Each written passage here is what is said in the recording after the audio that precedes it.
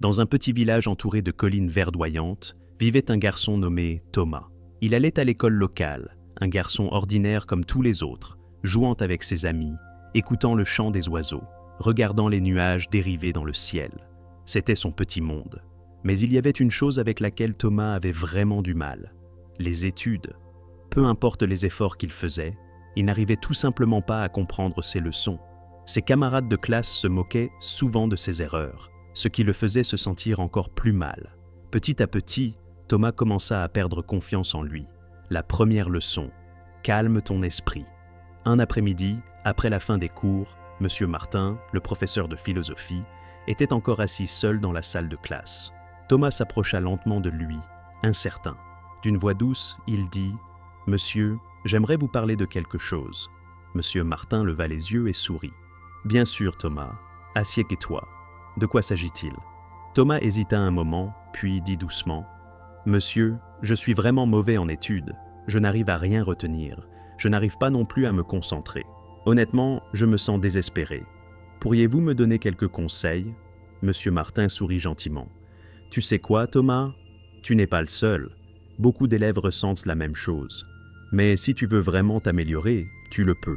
Je vais t'enseigner 5 leçons simples mais puissantes qui peuvent changer ta façon d'apprendre. La deuxième leçon, concentre-toi sur le présent. Première leçon, calme ton esprit. » Monsieur Martin tendit à Thomas une bouteille en verre remplie d'eau boueuse. « Que vois-tu ici » demanda-t-il.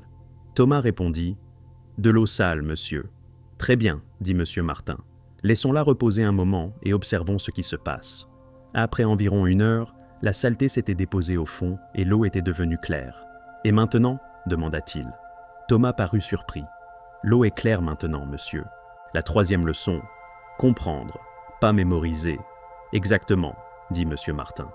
Notre esprit est comme cette bouteille. Quand il est plein de stress, de peur ou de trop de pensées, nous ne pouvons pas penser clairement.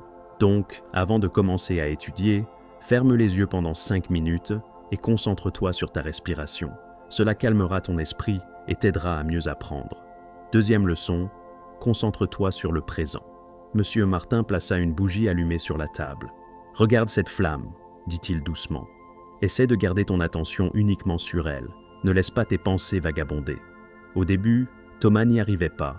Son esprit continuait à dériver, pensant à ses amis, aux examens, aux échecs, mais lentement, son attention resta fixée sur la flamme. « Tu vois, dit Monsieur Martin, le passé est terminé et le futur n'est pas encore arrivé.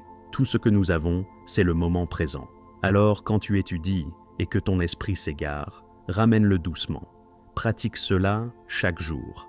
La quatrième leçon, divise l'apprentissage en petites parties.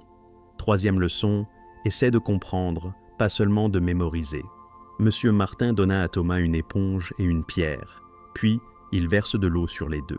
L'éponge absorba l'eau, la pierre, non. Certains élèves mémorisent juste comme la pierre, expliqua-t-il. Mais ceux qui comprennent, imaginent et apprennent à travers des exemples, ils sont comme l'éponge. Ils absorbent les connaissances et s'en souviennent. Donc, essaie toujours de comprendre, pas juste de mémoriser. La cinquième leçon, pratique régulièrement. Quatrième leçon, divise l'apprentissage en petites parties. Monsieur Martin tendit à Thomas un grand bloc de bois.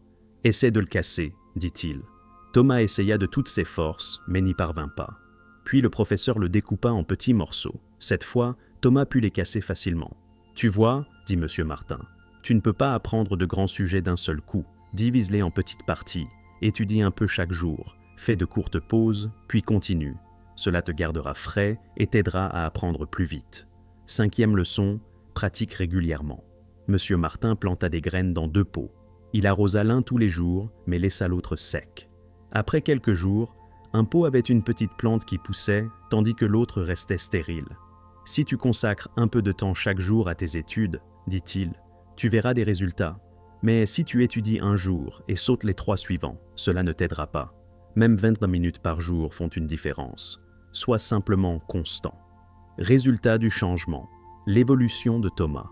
Au cours des semaines suivantes, Thomas suivit chaque conseil que Monsieur Martin lui avait donné. Au début, il n'y avait pas beaucoup de changements, mais lentement les choses commencèrent à évoluer. Il pouvait s'asseoir plus longtemps, il pouvait mieux se concentrer. Il commençait à comprendre ce qu'il étudiait. Ses notes s'améliorèrent. Mais plus important encore, il commença à prendre plaisir à apprendre. 5 ans plus tard, Thomas était devenu un jeune homme accompli et il se souvenait souvent de ce jour où son professeur avait partagé 5 leçons simples qui avaient changé sa vie à jamais. Message final, croire, pratiquer et transformer. Et toi aussi, si tu as des difficultés avec les études ou quoi que ce soit dans la vie, fais un petit pas en avant comme Thomas l'a fait. Calme ton esprit. Concentre-toi sur le présent. Essaie de comprendre. Divise les choses en petites étapes et pratique régulièrement.